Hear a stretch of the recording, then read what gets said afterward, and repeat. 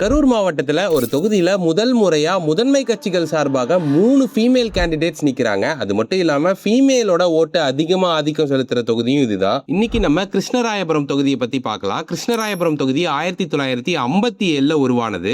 ஏடிஎம்கே 6 முறையும் டிஎம்கே 5 முறையும் காங்கிரஸ் 2 முறையும் ஆட்சியை கைப்பற்றி இருக்காங்க. மாயனூர், கிருஷ்ணராயபுரம், லாலாப்பேட்டை ஏரியால தான் அதிகமான வாக்குகள் இருக்கு. காவேரி ஆறு பக்கத்திலையும் விவசாயத்தை முதன்மையா கொண்டு இருக்கிற இந்த தொகுதியில மொத்தம் 2,02,087 ஓட்டர்ஸ் இருக்காங்க. இங்கு பெண்கள் தான் ஆதிக்கம் செலுத்துறாங்க. ஃபார்மர்ஸ், டிரான்ஸ்போர்ட், ஸ்மால் பிசினஸ் ஓனர்ஸ்னு மிக்ஸ்டு எக்கனாமியா தான் இந்த தொகுதி இருக்கு. 2021 எலெக்ஷன்ல டிஎம்கே vs ஏடிஎம்கே ஓட டஃப் ஃபைட்ல டிஎம்கே சார்ந்த கே சிவகாம சுந்தரி ஏடிஎம்கே ஓட முத்துக்குமார் அவர்களோட போட்டியிட்டு 31,625 ஓட்டு வித்தியாசத்துல டிஎம்கே ஆட்சியை பிடிச்சாங்க.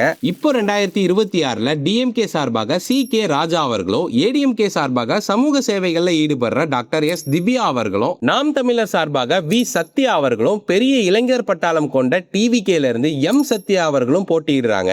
ஆல்ரெடி ஆட்சியில் இருக்க கட்சி வெற்றி பெறுமா, இல்ல 6 முறை வென்ற கட்சி ஆட்சி அமைக்குமா, இல்ல புது என்ட்ரி கொடுக்கிற கட்சி வரலாறு படைக்குமான்றத கமெண்ட்ல சொல்லுங்க.